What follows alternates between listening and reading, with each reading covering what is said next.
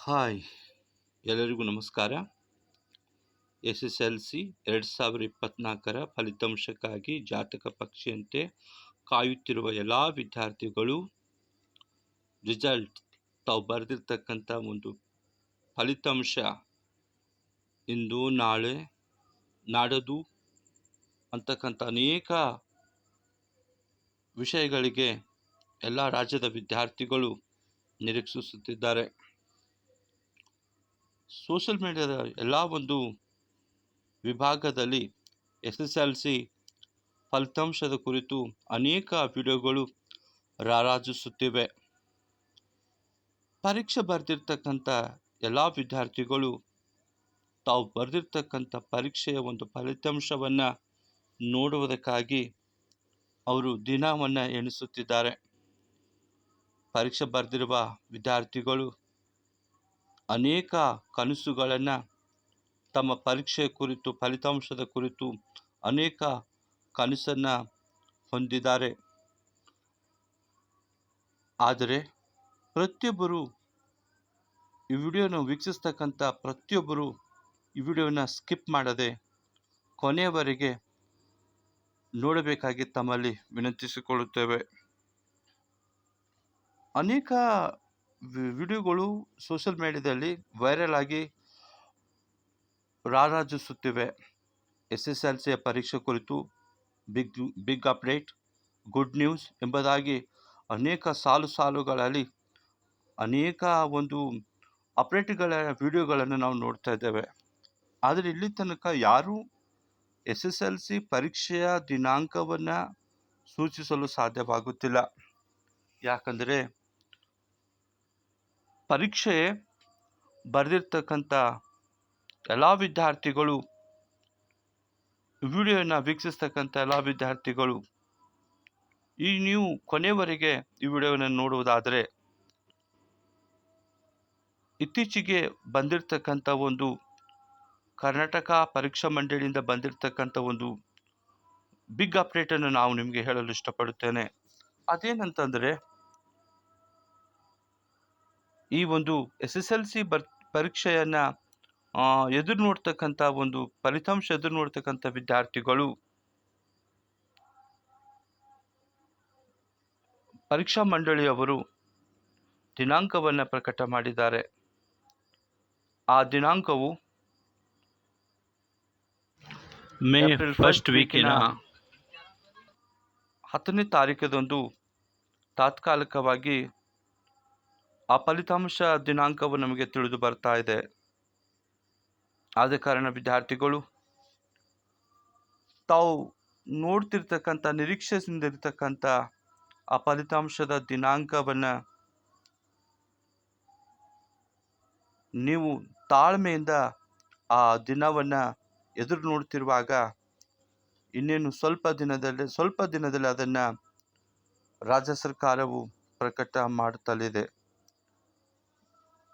ವಿದ್ಯಾರ್ಥಿಗಳು ತಾವು ಬರೆದಿರ್ತಕ್ಕಂಥ ಪರೀಕ್ಷೆಯನ್ನು ಆತ್ಮವಿಶ್ವಾಸದಿಂದ ಆ ದಿನವನ್ನು ಎದುರು ನೋಡ್ತಿರುವಾಗ ಆ ದಿನವನ್ನು ಬಂದೇ ಬಿಡ್ತು. ಆ ದಿನ ಯಾವುದಪ್ಪ, ಆ ತಾರೀಕು ಯಾವುದಪ್ಪ, ಆ ದಿನಾಂಕ ಯಾವುದಪ್ಪ ಎಂದು ನೋಡ್ತಿರುವಾಗ ಮೇ 10ನೇ ತಾರೀಕದಂದು SSLC ಫಲಿತಾಂಶವನ್ನು ಪ್ರಕಟ ಮಾಡಲು ಸಂಪೂರ್ಣವಾಗಿ ಪರೀಕ್ಷಾ ಮಂಡಳಿಯವರು ಸಿದ್ಧತೆ ಮಾಡಿಕೊಂಡಿದ್ದಾರೆ. ಆದ ಕಾರಣ ರಾಜ್ಯದ ಎಲ್ಲ ವಿದ್ಯಾರ್ಥಿಗಳಿಗೆ ಒಂದು ನನ್ನ ವಿನಂತಿ ಏನಂತಂದರೆ, ಈಗಾಗಲೇ ನೀವು ಅನೇಕ ವಿಡಿಯೋಗಳನ್ನು ನೀವು ಸೋಷಿಯಲ್ ಮೀಡಿಯಾದಲ್ಲಿ ವೀಕ್ಷಣೆ ಮಾಡಿದ್ದೀರಿ. ಅದರಿಂದ ನೀವು ತೃಪ್ತರಾಗದೆ ಆ ವಿಡಿಯೋದಲ್ಲಿ ಬಂದಿರತಕ್ಕಂಥ ಮಾಹಿತಿ ನೋಡಿ ಎಲ್ಲ ವಿಡಿಯೋಗಳು ಎಲ್ಲರೂ ಮಾಡ್ತಕ್ಕಂಥ ವಿಡಿಯೋದಲ್ಲಿ ಯಾವುದೇ ಒಂದು ಹುರುಳಿಲ್ಲ ಅಂತ ಅಂದುಕೊಂಡು ತಾವು ಬೇಸರಗೊಂಡಿರಬಹುದು. ಆದರೆ ಈ ಒಂದು ವಿಡಿಯೋವ ನೋಡ್ತಕ್ಕಂಥ ವಿದ್ಯಾರ್ಥಿಗಳಲ್ಲಿ ನಾನು ಕೇಳಿಕೊಳ್ಳುವುದೇನಂತಂದರೆ, ಮೇ 10ನೇ ತಾರೀಕು ತಾವು ಬರೆದಿರ್ತಕ್ಕಂಥ ಪರೀಕ್ಷೆಯ ಫಲಿತಾಂಶದ ದಿನಾಂಕವಾಗಿರುತ್ತದೆ ಎಂಬುದಾಗಿ ಈ ವಿಡಿಯೋದಲ್ಲಿ ತಮಗೆ ಖಚಿತವಾಗಿ ಹೇಳಲು ಇಷ್ಟಪಡುತ್ತೇನೆ. ಈಗೀಗ ಬಂದಿರತಕ್ಕಂಥ ಒಂದು ಬಿಗ್ ಅಪ್ಡೇಟ್‌ನಲ್ಲಿ ಇದು ಈ ಪರೀಕ್ಷಾ ಮಂಡಳಿಯವರು ನಮಗೆ ತಿಳಿಸಿರ್ತಕ್ಕಂಥ ಒಂದು ಸುಳಿವಾಗಿರುತ್ತದೆ. ಆದ ಕಾರಣ ಎಲ್ಲ ವಿದ್ಯಾರ್ಥಿಗಳು ಜಾತಕ ಪಕ್ಷಿಯಂತೆ ತಾವು ಬರೆದ ಪರೀಕ್ಷೆಯ ಫಲಿತಾಂಶಕ್ಕಾಗಿ ಅನೇಕ ಕನಸುಗಳನ್ನು ಹೊತ್ತುಕೊಂಡು ಆ ದಿನವನ್ನು ನೀವು ಎದುರು ನೋಡ್ತಾ ಇದ್ದೀರಿ. ಆದಷ್ಟು ಬೇಗನೆ ಆ ಒಂದು ದಿನವನ್ನು ಈಗಾಗಲೇ ಪ್ರಕಟಿಸಿದ್ದಾರೆ. ಸ್ವಲ್ಪ ದಿನಗಳು ಮಾತ್ರ ಬಾಕಿ ಇವೆ.